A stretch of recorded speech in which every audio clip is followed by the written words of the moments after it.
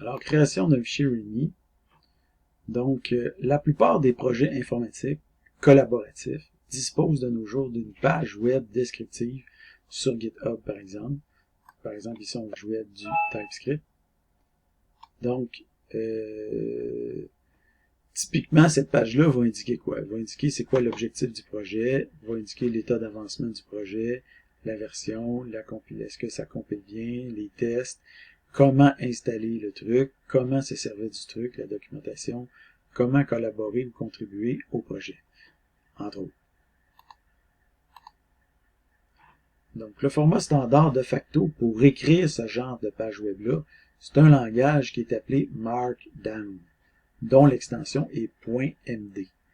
Donc, il s'agit d'un langage qui permet de coder des pages web simplifiées de manière beaucoup plus lisible que du HTML. Donc, ça a été créé en 2004 et ça a été popularisé par GitHub. Donc, sa syntaxe est extrêmement simple. Donc, voir l'aide-mémoire. En fait, on va aller le voir à l'instant. Donc, notez que vous pouvez toujours inclure du code HTML pur dans un fichier Markdown, bien que ça ne soit pas conseillé.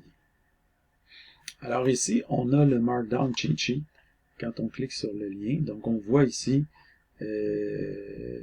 la table des matières, on a les headers, l'emphase, les listes, les liens, les images, le code, des tables, des block quotes, en fait des citations, du inline, du code HTML, règle horizontale, line break, YouTube vidéo. Bon, en tout cas. Mais les headers, fait que là, vous avez ici des dièses, ou des croisillons, des haches. Donc, dépendamment le nombre de haches que vous ajoutez, vous allez avoir le header H1, H2, H3, H4, H5, H6. Okay, donc, par exemple, si vous avez H1, H2, H3, donc, c'est l'équivalent de H1, H2, H3. Okay.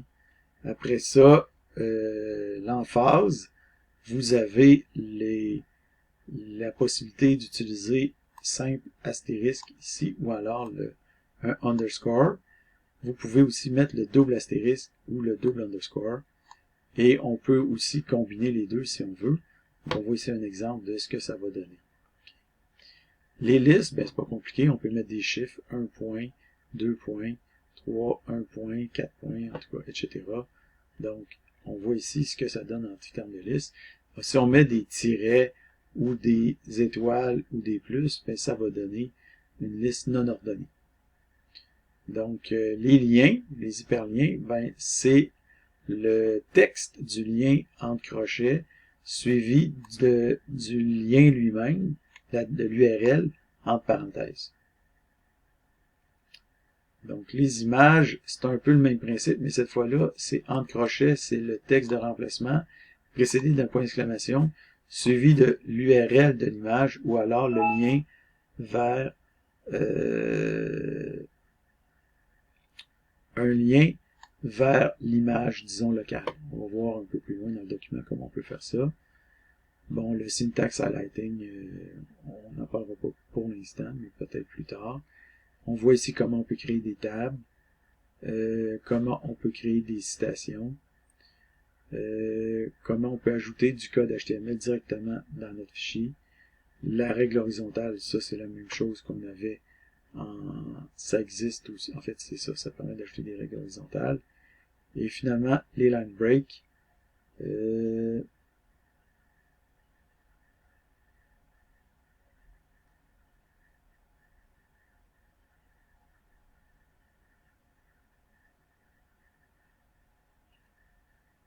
Ouais, c'est ça. C'est juste pour montrer en fait que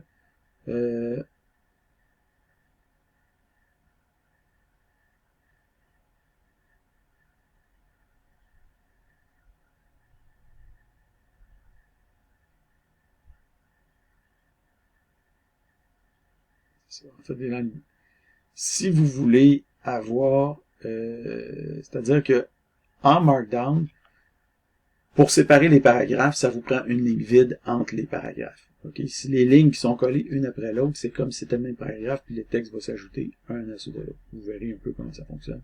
Moi, ici, il y a YouTube, mais c'est plus ou moins important.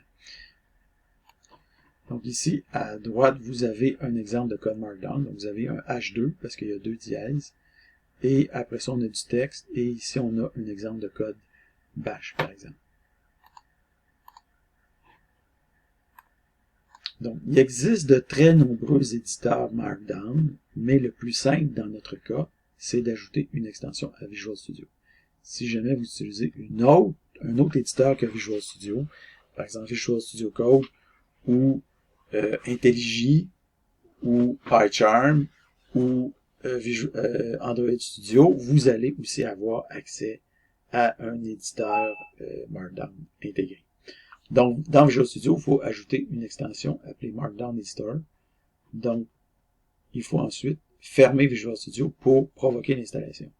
Donc, vous allez dans le menu, vous faites afficher les extensions, et après ça, c'est-à-dire dans la zone de recherche ici, vous ajoutez Markdown, va apparaître après ça le plugin, l'extension, vous le sélectionnez, vous l'installez, et vous fermez Visual Studio pour finaliser l'installation.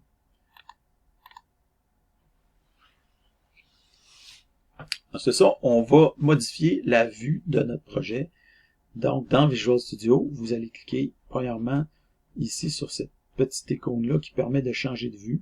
Une fois que vous avez fait ça, vous allez cliquer ici sur Vue du dossier pour afficher le contenu du dossier de notre solution. Donc là, on va voir ceci apparaître. Donc, on voit les points Git, Attribute, Git Ignore.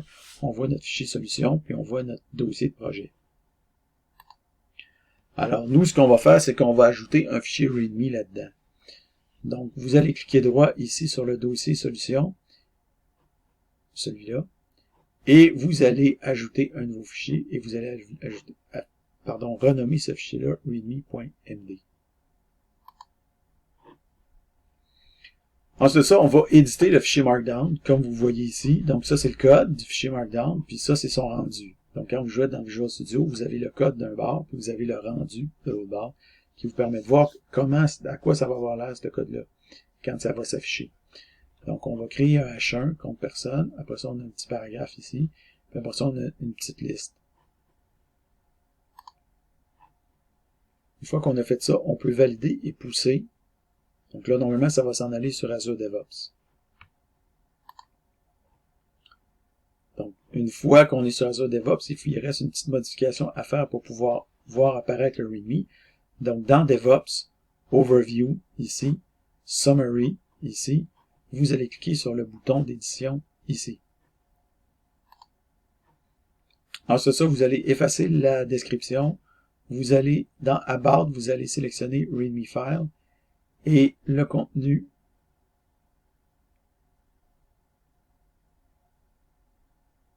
ici, vous choisissez comme repo, vous choisissez votre compte personne.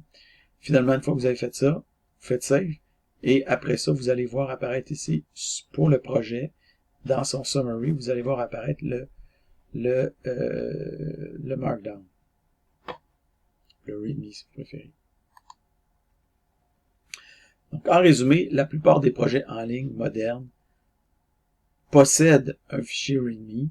Ce fichier doit être situé au plus haut niveau dans la hiérarchie du projet.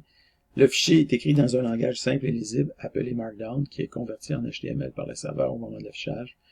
On va voir par la suite comment ajouter un deuxième fichier Markdown et comment lier les deux fichiers entre eux.